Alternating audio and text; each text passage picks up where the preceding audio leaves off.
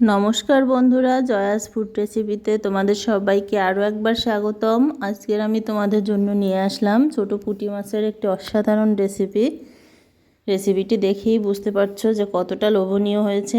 ভীষণ সহজ এবং খেতে কিন্তু দুর্দান্ত। তো রেসিপিটি তোমরা দেখে নাও।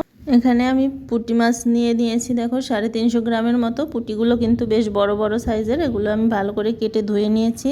আর এখানে নিয়েছি আমি 5-6টা চিংড়ি মাছ। আমার একটা বাবু আছে, ওর জন্য এর ভিতরে একসঙ্গে দিয়ে দেব। আর এখানে আমি মশলার জন্য নিয়েছি 1 চামচ জিরে, 1 চামচ সরিষে, 2টো কাঁচা লঙ্কা, একটা বড় সাইজের পেঁয়াজ এবং সামান্য একটু নুন। এটা আমি শিলনোড়ায় পেস্ট করে নিয়েছি, দেখতেই পাচ্ছ।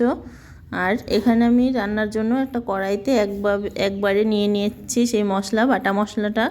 আর দিয়ে দিলাম 1/2 চামচের একটু বেশি হলুদ গুঁড়ো, 1.5 টেবিল চামচ মতো কাঁচা লঙ্কা বাটা, আর দিয়ে দিলাম 1/2 চামচ মতো নুন, আর দিয়ে দিচ্ছি 2.5 টেবিল চামচের মতো কাঁচা সর্ষের তেল। এখানে কিন্তু অবশ্যই সর্ষের তেলটা দরকার হবে।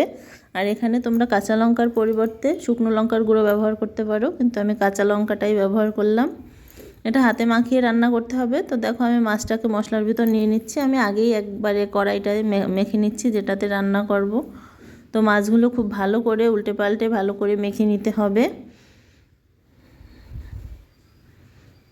দেখতেই পাচ্ছ মাখাটা কত সুন্দর হয়েছে।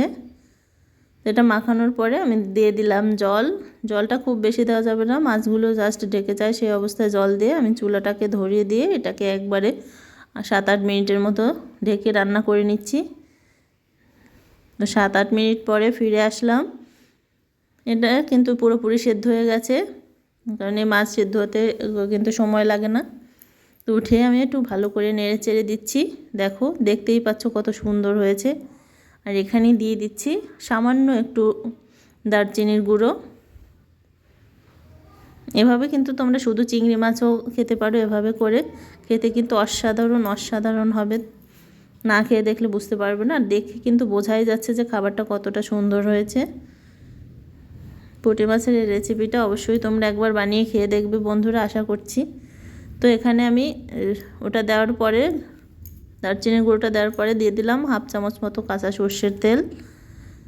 এটা দিয়ে আমি একটু ভালো করে নেড়ে চেড়ে এটাকে আবার আমি 30-40 সেকেন্ডের মতো ঢাকা দিয়ে নেব। 30-40 সেকেন্ড পরে আমি ফিরে আসলাম। দেখো ঝোলটা একদম গামাখা হয়ে গেছে, উঠালে আরও একটু টেনে যাবে। তো এটা আমার রান্না শেষ। আমি আর একটু নেড়ে চেড়ে দেখো গ্রেভিটা দেখো কত সুন্দর হয়েছে, একেবারে মাখো মাখো। তো এটাকে আমি এখন নামিয়ে নেব চুলোটা বন্ধ করে দিয়ে।